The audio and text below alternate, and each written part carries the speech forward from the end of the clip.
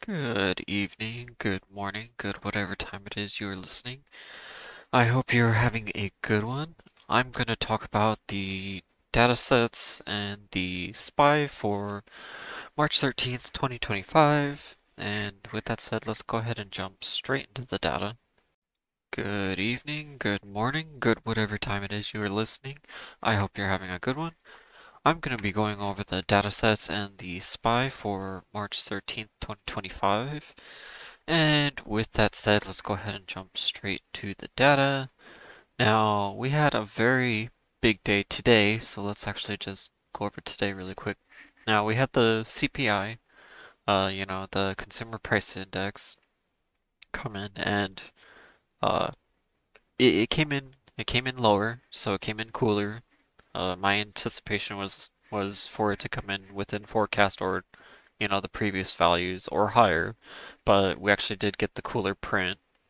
And we got the 10-year note auction, which gave us the excuse me, the negative 0.32% ish, give or take, on the yield. So little lower or little larger of a negative yield than I anticipated. I expected the negative 0.2%. So uh, that's really good. But the thing is, TLT hasn't been reacting to that still, which is weird. Uh, Generally, TLT should pump over a um, 10-year auction like this, but TLT actually is in the red today. So again, there's a divergence. I've been talking about this the last couple days. Same with the CPI data. This came in cooler. This should have been great for the market, but the market decided to continue dumping. So we're still in a correction. But with that said, let's go over tomorrow's data. Or if you're listening in the morning, then it's, today's data. But it's the weekly jobless claims as always. Again, I'm not really gonna go too much into that right now. They are expecting the jobless claims to jump to that 1.9 million mark though, which is kind of a big deal.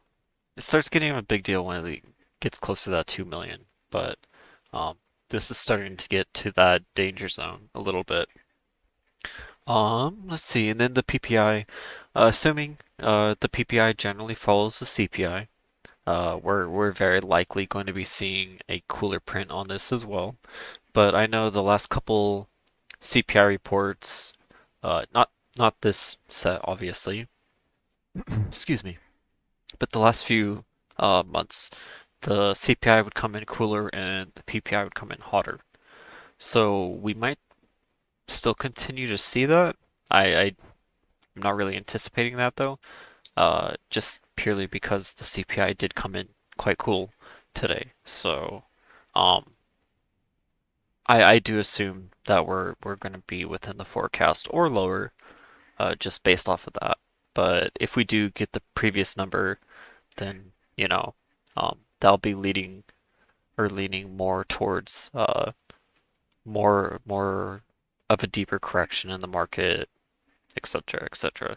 Now, going over the 30-year bond, it's going to follow suit with the rest of the treasuries that have been, doing their auctions this week. So we should see this uh, percentage come in quite a bit less, probably at least, negative point 20%, 15%, give or take. So very likely that's going to be close to the 4.6 or 4.55%, which is a good thing. That should technically be good for TLT in the market, but seeing how the reaction today was pretty muted, I mean, we had a pretty big sell-off for majority of the day on really good data. Just a quick reminder before we get into the technical analysis. If you've been finding value in my insights, consider joining my Patreon. For just $12.99 a month, you'll get access to my trades, courses, and powerful tools to help you grow as a trader. I'd love to have you be a part of our team and community, and it's less than 43 cents a day. So if you'd like to join, click in the link in the description Thanks. All right, and getting into the technical analysis, as always, going over the daily chart first. This is how I always do it. I go from the daily chart to, the 4 hour chart, to the 1 hour chart, to the 30 minute, always largest to smallest. Um, but starting with the daily chart, let's go over the moving averages and the Bollinger. So, one thing I do want to point out really quick is that, okay, so we have the 5 mile, currently at 564.80, and it's quite a bit below the 200 mile right now. And when I'm saying mile, by the way, that's moving average. So that's the 5 day moving average and the 200-day moving average. Uh, the short-term support being below the extremely long trend is extremely bearish. It usually doesn't last very long though, but sometimes some of these corrections can go pretty deep. As today was a perfect example of that. With that said though, the 5 mile should open around the 562.70 mark. So that kind of gives the range on the day tomorrow around the 560 to the 565-ish, give or take, if we are going to do a 5 mile test. Um, Seeing the overnight right now, we're basically at neutral on the SPY. So if we continue pulling downward, then um, that's showing more signals that we are continuing to reject the 5 mile. Now, the 5 mile is super important. I've spoken about this before, but that's our closest support pretty much at any given time because it only takes 5 trading sessions for that support to catch up to the market. For example, if we were say at 600 right now, and then say we had 5 sessions where we close exactly at 600, well, the 500 moving average is going to be at 600, where all the other moving averages are still going to be catching up or pulling down one way or another. So when we're kind of just below support and below everything, uh, that's always going to be the closest thing we can look to. So with that said, to get to my original point, I was going to state is that we still haven't really tested the 5 mile in quite a while. So just going over the 4 hour chart, but I want to go back to the daily chart in a minute. We only had a 5 mile test right in this area, right there. And that was a whole 2 weeks ago, looks like.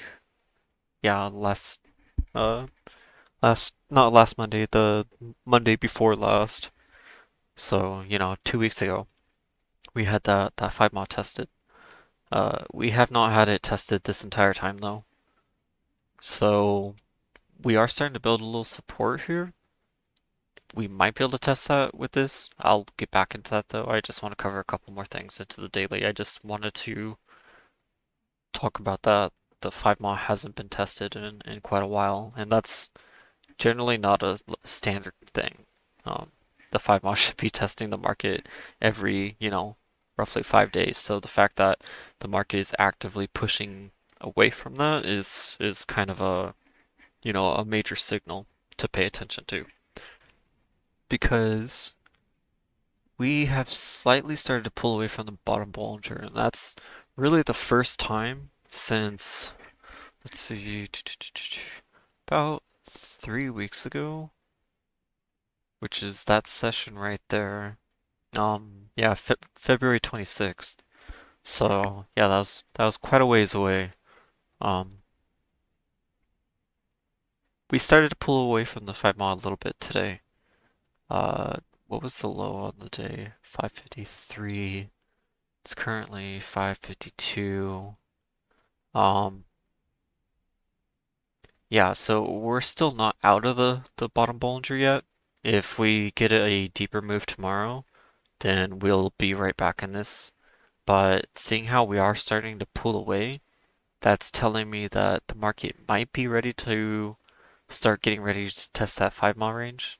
And if we do, like I mentioned, um, the bottom range of the 5 mile test is going to be around the 560 mark, give or take. And the upper range of that's going to be the 565. So going over the 1 hour chart, there is a little bit of a bull structure building here. Now, this can be invalidated very, very quickly, depending on how the open is and seeing how we do have a really big data set in the morning. Um, this can change very quickly.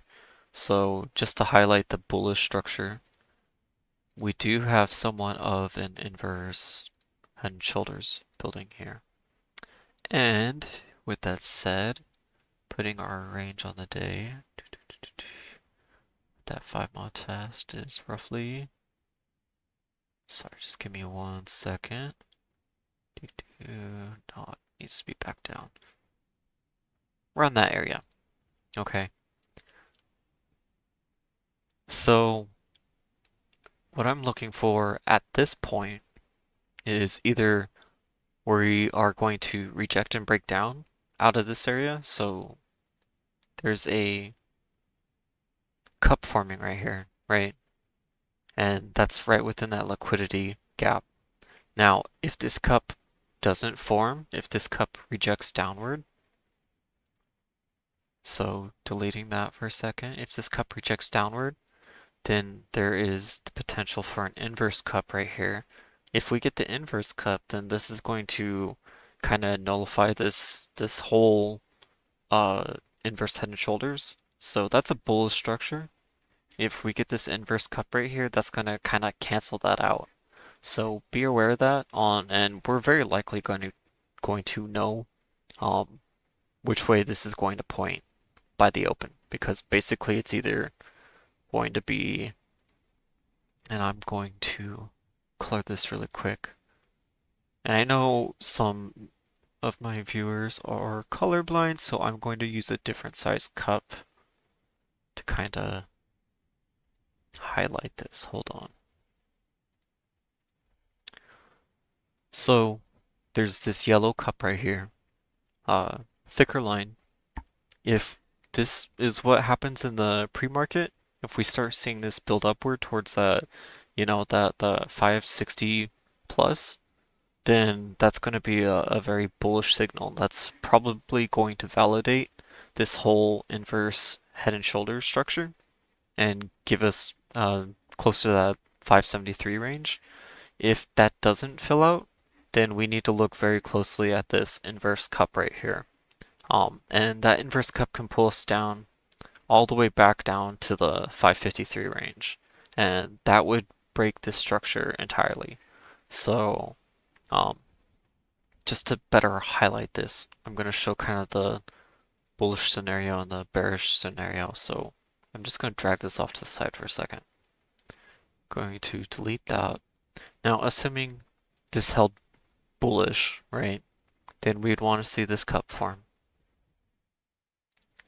And then from that cup, we'd want to see liquidity. So as you can see right here, there's a big pocket of liquidity. And I'm going to delete that just so that no one makes any comments. But as you can see, we now need to build a big pocket of liquidity right here in that same area. So if this cup fills out, look for a handle to form, to pull us upward to finish out this larger cup, and then look for liquidity to build in that area. So another type of handle to form it right there. And then that would give us, a lot of more room to start testing the 5 mod fully and to start heading upward and filling some of these gaps upward in this massive selling. But if that doesn't happen, if we do see the inverse cup fill out here, and let me just finish deleting these, then all of this bullish structure gets invalidated very quickly, because we will then see very likely some of these inverse cups starting to build out and form. We'll see very likely a handle on that one to build out that cup, and then, we're going to see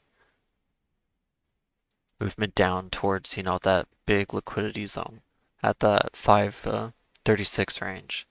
So that's kind of what we need to look out for in the pre-market right now. Is that are we going to head upward and test the 5 month support, or are we going to continue the correction and continue pushing downward and selling off? Um, I know this sell-off has been really hurting a lot of people, but try not to overthink it. As I said before, TLT would be reacting very, very bullish if this correction was going to be something that was going to stick. If people weren't going to be buying this dip up or anything, then um, a lot of money would be pouring into the treasuries and bonds. We're not seeing that at all. We're not seeing it being put back into Bitcoin. Um, we're not seeing the money being poured anywhere. So that means people are sitting on cash. And what do you do when you sit on cash? You deploy it. Um, so they're getting ready to buy the dip, whether it's at this, range right here, or if we leg down more and then start seeing some of that dip buying. But it is coming. I'm not too concerned about that. But why I say that is for the people who trade options. Don't be buying long calls here. You have to wait for the 5 mod to be tested. And I'm going to continue hammering that point in. You have to wait for the 5 mod to be tested to buy leaps and other long dated calls, or else you're going to get absolutely smoked. There's people right now that have calls, still in the 600 range, up in the 590, 580 range, and um, unless we get a very, very big move upward very quickly, uh, all those calls are just getting destroyed. As I said in my last few videos, this is basically like an inverse gamma squeeze. So this is funds deleveraging positions, clearing a lot of profits and trimming for the next big move, essentially. So this can continue as long as we continue pushing away from the 5 mile. And that's why I was really convinced today that we would see the move downward once we started pulling up, and just to kind of go over it on the 30-minute chart. As we got up to that 566, um I noticed all my Soxel shares were being put on loan, which means someone big's trying to short this still. Uh, I saw that, plus I saw the VIX moving up and just some other signals. I saw the ADL pulling down as the sale was going on, so or as the price was really high. So that essentially told me that we were, going to continue selling downward.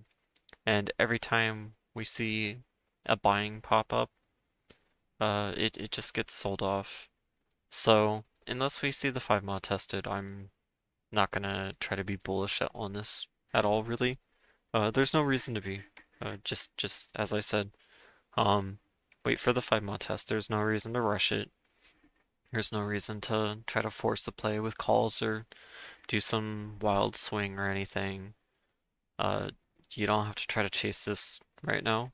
There's going to be a really good opportunity to buy whenever the time is right, and you know that's going to be the 5 mile. So that's my spiel. I hope everyone has a great trading day tomorrow. Trade safe. Make sure you hedge stuff. If you're going to scalp, take profits. The swings are absolutely absurd. Where we're seeing $10 swings on the day, almost every day now for the last, what, week and a half. So, um, just just play it safe. Anyway, have a good night, have a good day, trade safe, and I will see you in the next one.